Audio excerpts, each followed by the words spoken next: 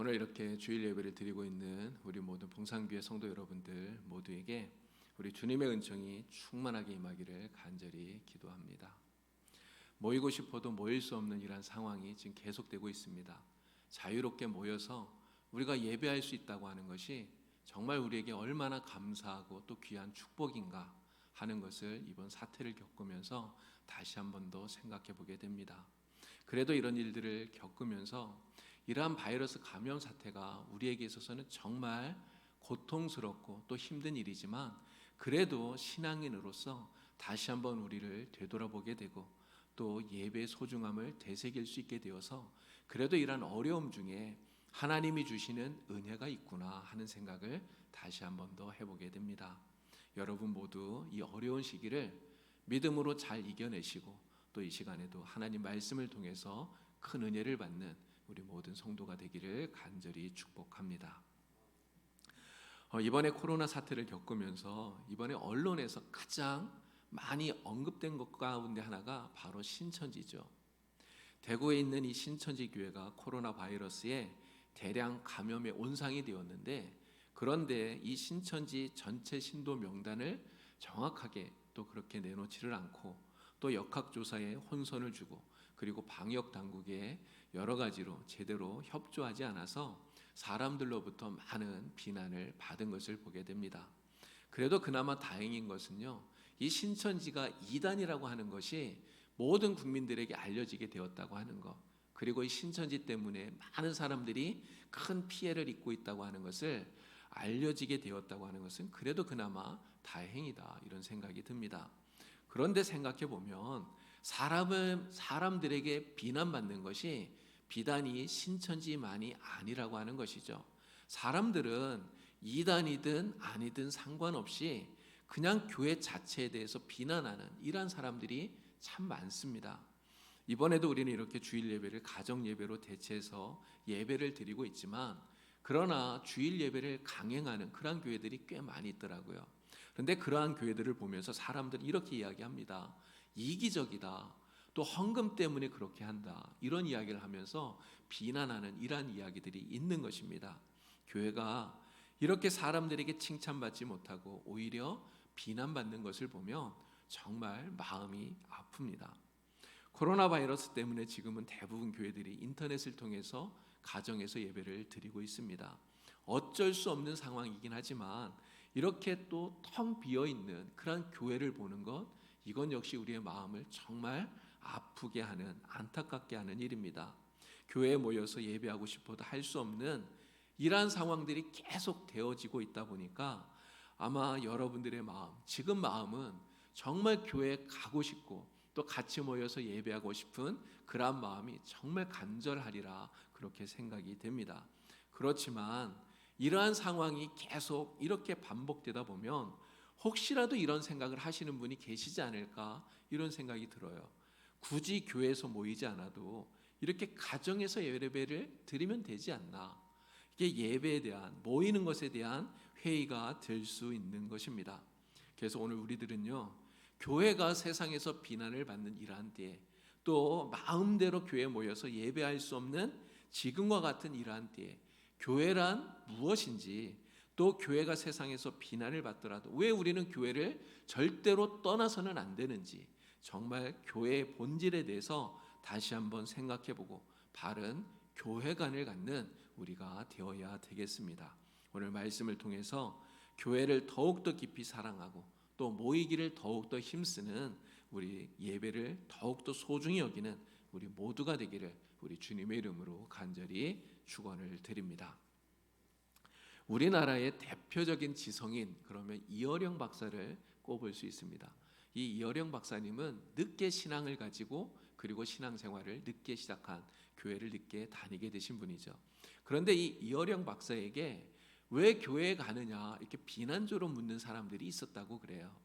지성인이라면 그냥 집에서 성경 읽고 또 찬송하고 그렇게 하면 되지 굳이 교회에 가서 예수 믿는 티를 낼 필요가 있느냐, 이렇게 말하는 사람들이 있었다는 것입니다. 그런데 이러한 말을 들을 때마다 이 이어령 박사는 이렇게 대답을 했다고 그래요. 배가 고프면 식당에 가면 되지, 또 뭔가 알고 싶으면 어떻게 하면 되나? 바로 도서관에 가면 된다. 또 몸이 아프면 어떻게 하면 되나? 병원에 가면 된다. 또 심심하면 어떻게 하면 되나? 그냥 극장 가서 영화를 보면 되지 않겠나? 그런데 먹어도 배가 고프고 마셔도 갈증이 나고 놀아도 심심하고 배워도 답답하며 그러면 어디를 가면 되겠나? 이렇게 물었다는 것입니다.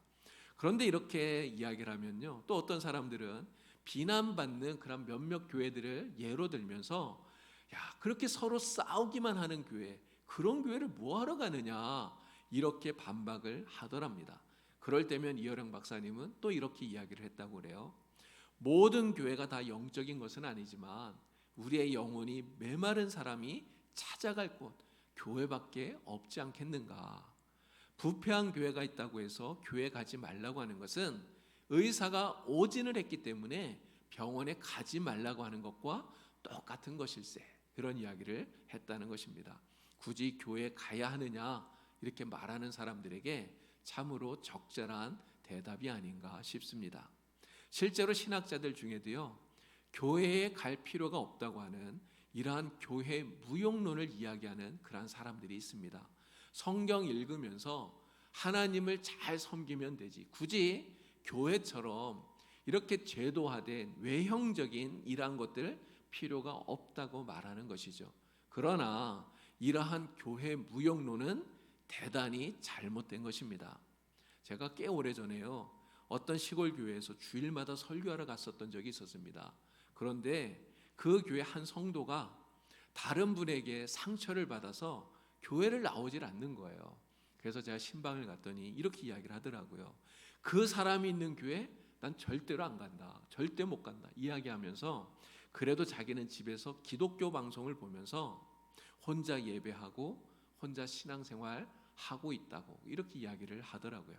그렇지만 여러분, 과연 이렇게 혼자서 하는 신앙생활, 이게 제대로 될 수 있을까요? 제대로 될 수가 없습니다. 결코 쉽지 않다는 것이죠. 이처럼 교회를 비난하는 사람도 많고 또 교회 무용론을 주장하는 사람도 있는데, 그래도 우리가 교회에 가야 되는 이유가 무엇일까요?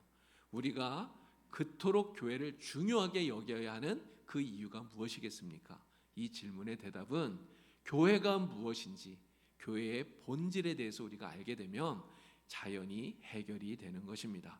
자, 그러면 교회란 무엇일까요? 첫째로 교회는요, 신앙 공동체입니다. 신앙 공동체. 여러분, 교회를 세우신 분이 누구입니까? 누가 교회를 세웠습니까? 바로 예수님이 교회를 세우신 것이죠. 오늘 우리가 읽었던 본문 말씀 가운데 마태복음 16장 16절을 보면 베드로의 신앙 고백이 나옵니다. 예수님께서는 바로 이러한 베드로와 같이 신앙 고백하는 이러한 사람들의 그 믿음 위에 교회를 세우시겠다, 내 교회를 세우시겠다 말씀하셨습니다. 헬라어로 교회를 에클레시아 이렇게 말하죠. 에클레시아라고 하는 이 말은 하나님께 부름받은 사람들의 모임이라고 하는 뜻인 것이죠. 바로 예수님을 구주로 고백하고 예수님의 가르침을 따르며 사는 사람들의 공동체가 바로 교회인 것입니다. 그래서 교회는 사람이지 건물이나 장소가 아닙니다. 우리가 봉산교회 이렇게 말하면 이 봉산교회는 이 건물을 말하는 것이 아니라 하나님을 섬기기 위해서 모인, 하나님을 예배하면서 살아가는 우리들, 바로 여러분들이 봉산교회라고 하는 것이죠. 그러면 이 건물은 무엇일까요? 이 건물은 하나님을 섬기기 위해서 우리가 모여있는 이 건물은 예배당, 이렇게 부르는 것이 맞는 것입니다. 자, 여러분, 교회는 같은 신앙을 가진 사람들의 공동체입니다. 우리는 예배할 때마다 사도신경을 고백해요. 이 사도신경을 고백하는 이유가 무엇입니까? 바로 같은 신앙을 가졌다는 고백이에요. 같은 하나님, 같은 예수님, 같은 성령님을 믿고 있다고 하는 고백이 바로 이 사도신경입니다. 이 믿음이 바로 우리를 하나로 묶어주는 것입니다. 여러분, 다이어트를 해도요, 같이 하면 혼자서 하는 것보다 성공할 확률이 높습니다. 왜 그럴까요? 혼자서 하게 되면 다이어트 하다가 힘들면 쉽게 포기하게 돼요. 그렇지만 같이 하게 되면 힘들 때 서로 도와줄 수 있습니다. 신앙생활도 마찬가지 아닐까요? 우리는 신앙 공동체로 함께 묶여 있기 때문에 누군가가 믿음을 잃고 뒤처지게 된다면 믿음을 회복하도록 앞에서 끌어주고 뒤에서 밀어주면서 함께 도와주면서 함께 하나님 나라를 향해 갈 수 있는 것입니다. 그래서 공동체는 혼자가 아니라 함께 모여서 함께 만드는 것입니다. 또 좋은 신앙 공동체는 결속력이 좋아요. 서로 떨어지지를 않습니다. 성도들이 신앙 공동체에서 떨어지지 않도록 꼭 붙들어 매주는 접착제가 있는데 그것이 바로 사랑입니다. 주님을 향한 사랑, 또 서로를 향한 사랑, 이러한 사랑이 신앙 공동체를 더욱 단단하게 묶어주는 것입니다. 여러분, 우리 봉산교회가 바로 이러한 좋은 신앙 공동체인 줄로 믿습니다. 우리 교회가 믿음으로 하나 되어지고 또 사랑으로 단단히 묶여진 더욱 굳건한 신앙 공동체가 되기를 우리 주님의 이름으로 간절히 축원을 드립니다. 둘째로 교회는 그리스도의 몸입니다. 바울은 고린도전서 12장에서 교회에 대한 이야기를 하면서 교회가 바로 그리스도의 몸이라고 말씀하지요. 예수님께서 교회의 머리가 되시고 그리고 교회인 우리는 예수님의 몸이라고 말씀하는 겁니다.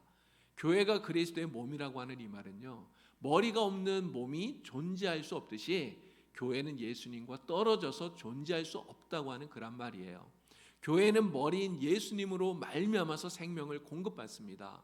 그렇기 때문에 예수님으로 인해서 존재하는 것이 그것이 바로 교회라고 하는 말인 것이죠. 예수님이 교회의 머리라고 하는 이 말은 또 예수님이 교회의 중심이라고 하는 그런 말입니다. 여러분, 몸을 움직이는 것은 머리죠. 머리가 몸을 움직이는 것이지 몸이 머리를 움직이는 것이 아닙니다. 몸은 바로 머리의 뜻에 의해서 머리의 뜻을 따라서 움직이게 되는 것입니다. 우리 교회를 이루고 있는 성도들을 보면 사실 다 다르지 않습니까? 모든 사람들의 생각이 다르고 또 행동이 다릅니다. 모든 것이 달라요. 똑같지를 않습니다. 이처럼 다양한 사람들이 모여 있는 곳이 바로 교회입니다. 그럼에도 불구하고 교회는 다양한 이런 많은 사람들이 모여서 머리인 예수님을 중심으로 예수님의 뜻을 따르면서 예수님 안에서 하나로 통일을 이루어가는 이것이 바로 교회라고 하는 것입니다.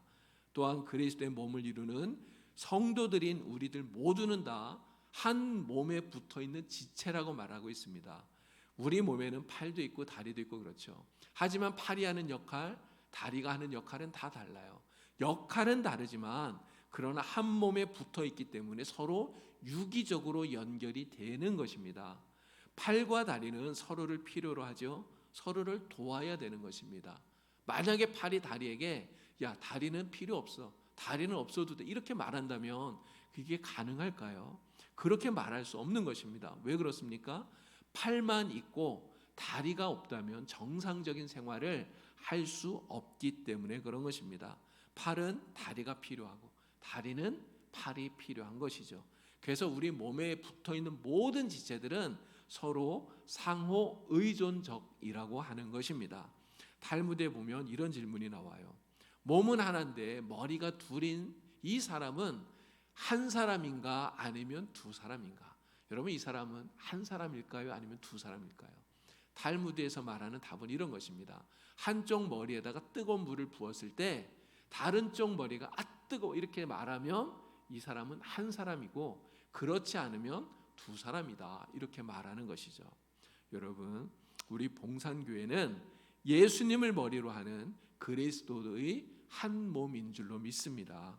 그렇기 때문에 우리 모든 성도들은 예수님의 몸된 교회의 지체들로서 서로를 도와주고 또 하나 되어서 머리 대신 예수님의 뜻을 이루어 가야 되는 것입니다. 아름다운 그리스도의 몸을 이루어가는 우리 봉산교회가 되기를 간절히 축원을 드립니다. 자, 세 번째로 교회는 하나님의 백성입니다. 하나님의 백성이라고 하는 이 말은요, 교회가 무엇인지 교회의 본질을 가장 잘 말해주는 표현이라고 말할 수 있습니다. 베드로전서 2장 9절을 보니까 이렇게 말씀합니다. 오직 너희는 택하신 족속이요 왕 같은 제사장들이요 거룩한 나라요 그의 소유된 백성이라. 하나님의 백성된 것, 우리가 하나님의 백성된 것은 우리가 선택해서 된 것이 아니죠. 우리가 선택을 해서 된 것이 아니라 예수님의 십자가 죽음을 통해서 하나님께서 우리를 하나님의 백성으로 부르셨기 때문에 우리가 하나님의 백성이 된 것입니다.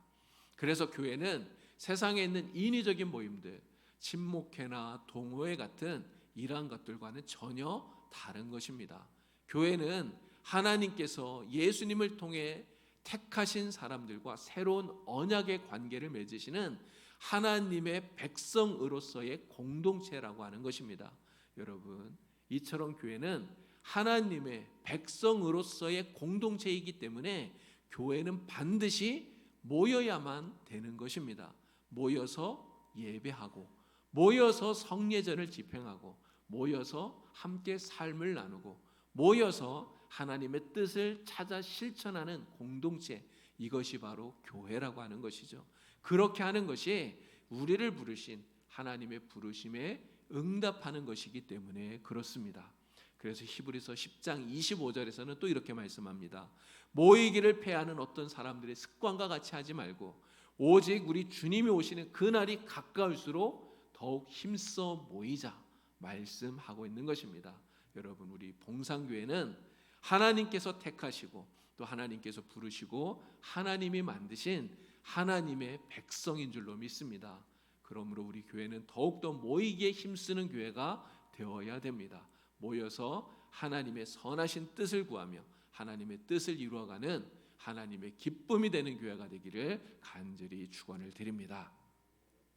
코로나 바이러스로 인해서 지금은 정말 모이고 싶어도 모일 수 없는 이러한 안타까운 상황이 계속되고 있습니다. 그래서 가정에서 예배를 드려야 하는 이러한 일이 반복되다 보니까 목회자 입장에서는 혹 이러한 일들이 계속 반복되다 보면 이런 분이 있지 않을까, 이런 생각하는 분이 있지 않을까 염려가 됩니다.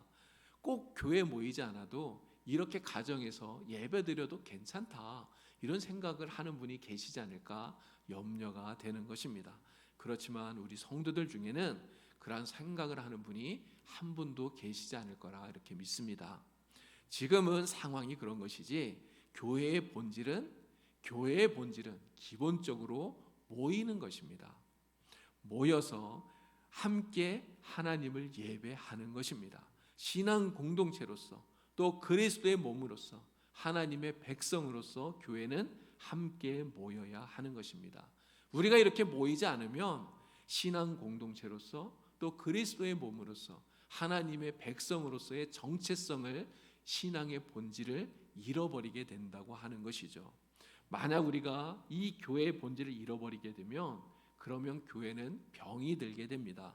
여러분, 교회가 병들면 어떻게 될까요? 교회가 병이 들면 그냥 세상에 있는 친교단체, 사교 모임과 다를 바 없어지게 되는 것입니다. 교회가 병이 들면 교회 사명을 망각하게 되겠죠. 교회 사명을 망각하고 그저 교회는 몇 명이나 모이는지 인원수만 자랑하는, 그냥 크고 화려한 교회 건물만 자랑하는 그러한 교회가 되고 마는 것입니다. 심지어 교회 안에 교회를 자기 사업을 위한 발판으로 삼거나 또는 자기 유익을 위한 도구로 생각하는 그러한 사람까지 생겨나게 되는 것이죠. 그래서 오늘 우리들은 교회의 본질을 잃어버리면 안 되는 것입니다. 교회의 본질을 반드시 회복해야 되는 것이죠. 그래야 건강한 교회가 될 수 있는 것입니다. 에머스 파스틱이라고 하는 목사님이 미국 사람들이 교회 가는 몇 가지 이유를 이야기했는데요. 세 가지 정도 말씀을 드리면, 첫 번째는 생활 습관 때문에 그렇다고 합니다. 어릴 때부터 교회 가는 게 습관적으로 몸에 익은 것이죠.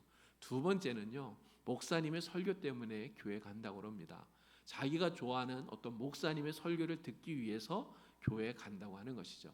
그리고 세 번째는 마음의 위안을 얻기 위해서 교회에 간다고 그래요. 교회 나가면 왠지 마음이 편해지기 때문에 그런 것입니다. 그렇지만 이러한 이유들은 모두가 다 우리가 교회에 나가는 가장 중요한 주된 이유가 되어서는 안 됩니다. 주된 이유가 될 수 없는 것이죠. 여러분, 우리가 교회에 모이는 이유가 무엇입니까? 하나님께서 예수님을 통해 우리를 구원하셔서 우리를 신앙 공동체로 부르셨고 그리스도의 몸으로 삼으셨고 하나님의 백성이 되게 하셨기 때문입니다. 그리고 바로 이 교회 안에 하나님이 주시는 삶의 기쁨이 있고 영생의 소망이 있기 때문에 그래서 우리는 교회에 나와야 되고 교회에 모여야 된다고 하는 것이죠. 비록 교회가 부족함이 많아서 세상의 비난을 받을 수 있습니다. 그러나 그렇다 하더라도 우리는 절대 교회를 떠나거나 모임을 폐해서는 안 되는 것이죠. 여러분, 우리 봉산교회가 바로 이러한 신앙 공동체인 줄로 믿습니다. 우리 봉산교회가 바로 그러한 그리스도의 몸인 줄로 믿습니다. 우리 봉산교회가 하나님의 백성인 줄로 믿습니다. 코로나 바이러스 때문에 교회에서 모이지 못하고 가정에서 예배를 드리고 있지만 오히려 이러한 경험을 통해서 우리들이 교회를 더 사랑하게 되고 또 모이기를 더 힘쓰게 되는 전화위복의 기회가 될 수 있기를 간절히 소망합니다. 이 사태가 진정되고 나면 다시금 더욱더 모이기에 힘쓰는 우리 교회가 되기를 간절히 바랍니다. 여러분, 하나님께서 세워주신 우리 교회를 더욱더 사랑하는 여러분이 되기를 바랍니다. 우리 주님께서 피 흘려 세우신 우리 교회를 사랑하면서 우리 교회를 위해서 오늘도 기도하시는 여러분 모두가 되기를 우리 주님의 이름으로 간절히 축원을 드립니다. 기도하겠습니다.